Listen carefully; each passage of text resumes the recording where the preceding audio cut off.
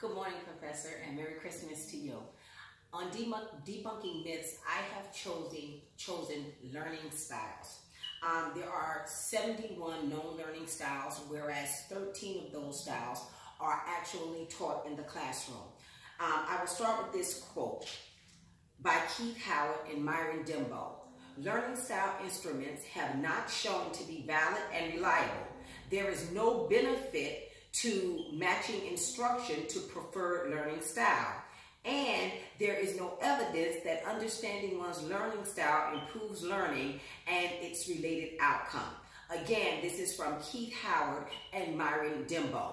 In the required reading, Improving Students' Learning with Effective Learning Techniques, Promising Direction from Cognitive and Educational Psychology, written by Delowski, Rawson, Marsh, Nathan, and Willingham, first published January 8, 2013, it begins by saying, in essence, that students are being left behind by an educational system that is in dire straits.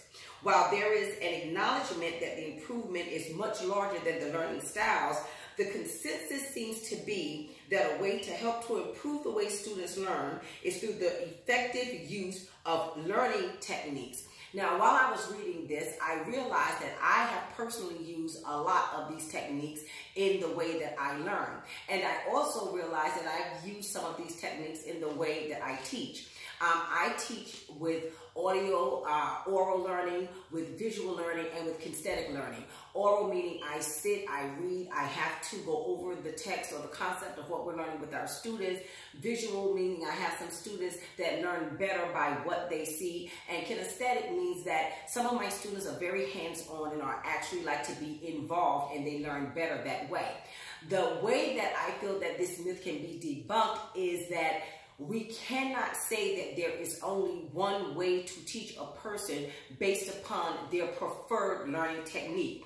In an article written by Daniel T. Wilmington in the New York Times on October 4th, 2018, he asked the question, are you an auditory or a visual learner, or does it really matter? And he came to the conclusion that it really does not. He in essence agrees with Howard and Dembo by stating the fact that the way that you learn does not mean that is the only way that you can learn.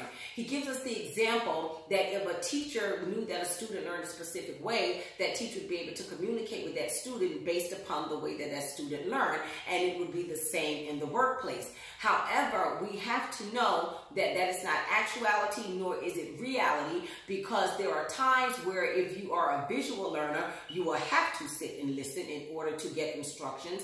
And if you are an oral learner, you would have to be able to see the instructions in order to get the assignment or the task done in a proper and an effective way. There's something that Dr. Carey said in The Four-Raging Brain.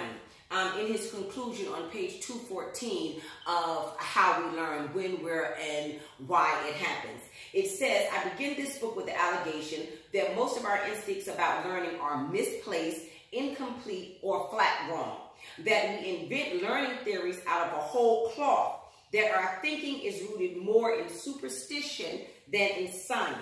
And that we misidentify the sources of our frustration that we get in our own way unnecessarily all of the time. One of the ways that we can get in our own way is by forcing people into a box of learning or a technique of learning because they have been told or they may feel that this is the best way that they learn.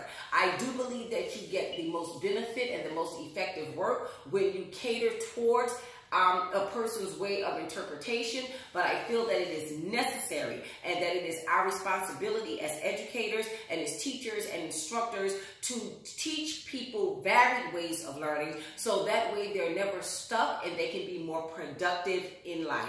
I thank you for this opportunity. I thank you for this time. I am looking forward to the next couple of weeks of this class and debunking as many myths as possible. Thank you.